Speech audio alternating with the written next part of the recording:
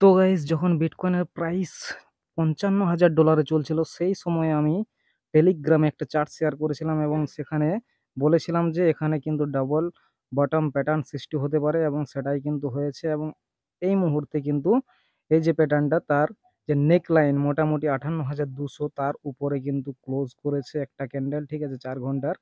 তো এখানে যদি আমরা ডবল বটম প্যাটার্নের কথা বলি, তো সেখানে ডবল বটম প্যাটার্ন অনুযায়ী আমাদের যে টার্গেট, সেটা মোটামুটি এই জায়গা পর্যন্ত হবে, মোটামুটি $৬২,০০০ পর্যন্ত, ৬২,০০০ বা তার কিছুটা উপরে। এই পর্যন্ত কিন্তু আমাদের ডবল যে বটম প্যাটার্ন হয় সেই অনুযায়ী কিন্তু আমাদের টার্গেট হওয়ার কথা। তো এখানে দেখুন, বিটকয়েন নিচে আসছিল, নিচে আসতে আসতে কিন্তু আমি বলেছিলাম যে এটা এখানে কিন্তু আমাদের যে নিউজ এবং যে টেকনিক্যাল দুটোই কিন্তু সমানভাবে কাজ করে, ঠিক আছে। এখানে একদিনের চার্টে বলেছিলাম যে এখানে বিটকয়েন কিন্তু এই রকমের একটা যে লাইন, সেটাই কিন্তু রেসপেক্ট করে চলেছে। এখান থেকে কিন্তু বারবার করে বিটকয়েন কি করছে, বাউন্স ব্যাক করছে। এবং এখানেও কিন্তু সেম ঘটনাটাই ঘটতে দেখতে পাচ্ছি আমরা, ঠিক আছে।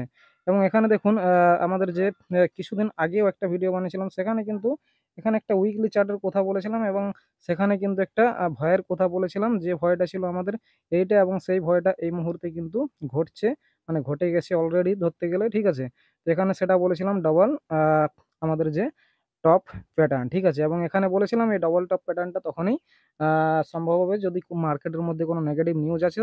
এবং সেই মতো কিন্তু মার্কেটের মধ্যে নেগেটিভ নিউজ অনেকগুলো চলে এসেছিল, যার মধ্যে একটা ছিল এমটি গক্স, তারপরে জার্মান গভর্নমেন্ট বিক্রি করছে, এরকম নিউজগুলোর জন্য কিন্তু আমাদের যে মার্কেট, সেটা কিন্তু এই জায়গাতে ডাম্প মেরে গেছিল, ঠিক আছে। এবার এখানে এখনো পর্যন্ত যদি উইকলি ক্যান্ডেল আমরা দেখি, তো উইকলি ক্যান্ডেল অনুযায়ী আমাদের যে বিটকয়েন, সেটা কিন্তু এখনো পর্যন্ত আমরা বলতে পারি না যে পজিটিভ জোনের মধ্যে রয়েছে। এখনো পর্যন্ত কিন্তু বিটকয়েন আমাদের নেগেটিভ জোনের মধ্যে রয়েছে। তার কারণ একটাই, সেই কারণটা হচ্ছে যে আমাদের এই যে নেকলাইন, আমাদের এই যে টপ প্যাটার্ন যেটা সৃষ্টি হয়েছিল, এই ডবল টপ প্যাটার্নের যে নেকলাইন মোটামুটি ৬০,৫০০ এর উপরে যতক্ষণ না পর্যন্ত বিটকয়েন ক্লোজ দিচ্ছে, ততক্ষণ না পর্যন্ত আমরা উইকলিতে কিন্তু বিয়ারিশ এই কথাটা ধরে পড়ে আমাদেরকে চলতে হবে, ঠিক আছে। কিন্তু আমরা যদি 4 আওয়ারের ক্যান্ডেল দেখি, তাহলে কিন্তু সেখানে আমরা দেখতে পাবো যে 4 আওয়ারের চার্ট হচ্ছে আমাদের কাছে বুলিশ, কারণ এটা কিন্তু ডাবল যে বটম প্যাটার্ন, তার কিন্তু নেক লাইনের উপরে ক্লোজ দিয়েছে, ঠিক আছে।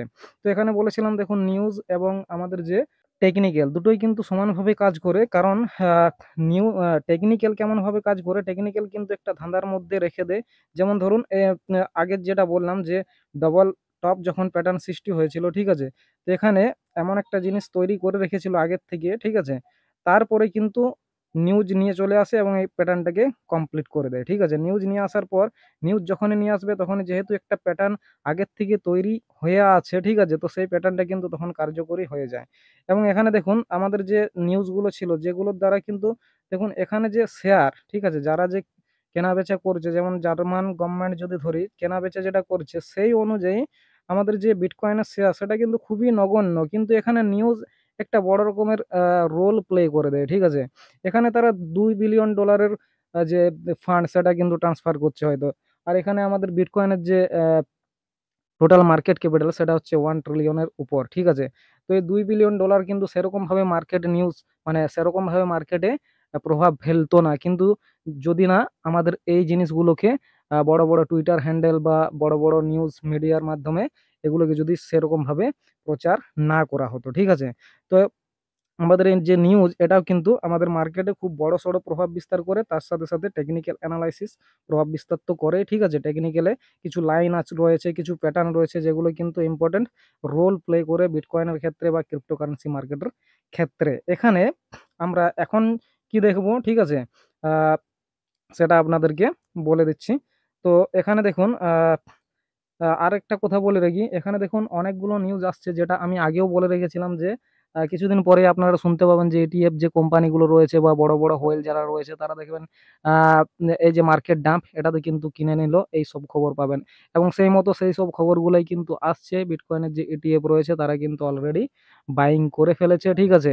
এবং এখানে দেখুন, যারা আগে ক্রিপ্টোকারেন্সি সম্পর্কিত অনেক নেগেটিভ মানে কথাবার্তা বলতো, যেমন চায়না গভর্নমেন্ট তার মধ্যে একজন রয়েছে, কিন্তু তাদের কাছেও দেখা যাচ্ছে যে অনেক বিটকয়েন কিন্তু হোল্ডিং রয়েছে, ঠিক আছে? তো তারা যদি সত্যি, সত্যি এরকম ভাবতো তাহলে কিন্তু তাদের কাছে এই বিটকয়েনগুলো হোল্ডিং রাখতো না, ঠিক আছে? জার্মান গভর্নমেন্ট কি দেখাতে চাইছে মানুষের মধ্যে একটা আ মানে ভয়ের সৃষ্টি করতে চাইছে।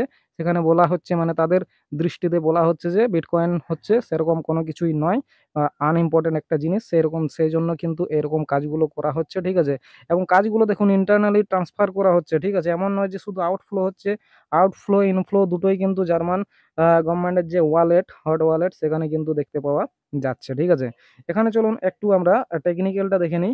এখানে আমরা ৪ ঘন্টার চার্ট দেখতে পাচ্ছি। তো তার আগে আপনাদেরকে পুরো জিনিসটা বুঝিয়ে দিই যে আমাদের যে বিটকয়েন মানে কেন এত ভয়ের কারণ হয়ে গেছিল? তার আগে এখানে এই চার্টটা দেখুন, একদিনের চার্টটা, ঠিক আছে? একদিনের চার্টটা যদি দেখি তাহলে দেখুন এই যে আমাদের লাইনটা না মোটামুটি ৬০,৬০০, আমি বারবার বলেছিলাম যে $৬০,৫০০ যেটা সেটা কিন্তু খুব একটা ইম্পোর্টেন্ট জোন, ঠিক আছে?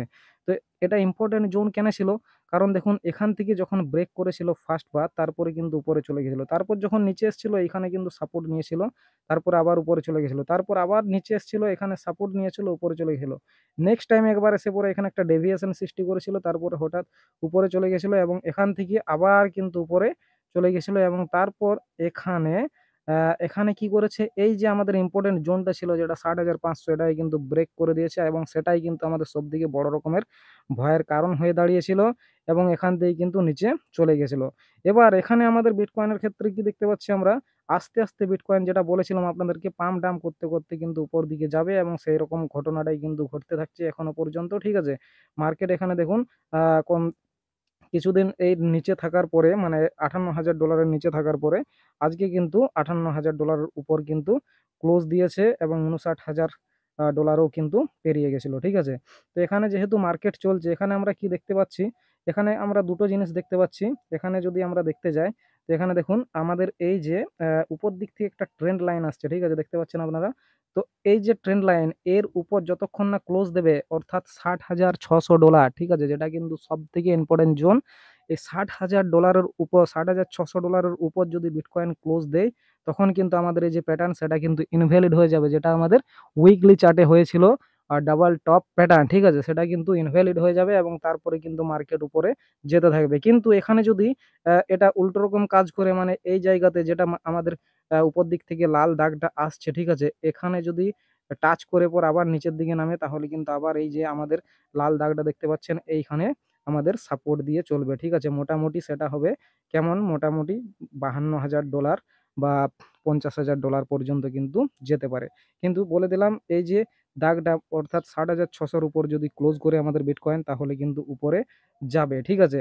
এবং এখানে এটাই কিন্তু মেইন ব্যাপার। ঠিক আছে? টেকনিক্যাল অনুযায়ী। তো এই কাজটা যদি হয় তাহলে কিন্তু বিটকয়েন উপরে যাবে, নচেৎ কিন্তু নিচে যাবে এবং আমি আগেও বললাম যে উইকলি চার্টে আমরা কিন্তু বিয়ারিশ রয়েছে এবং 4 আওয়ার চার্টে আমরা কিন্তু বুলিশ রয়েছে। ঠিক আছে?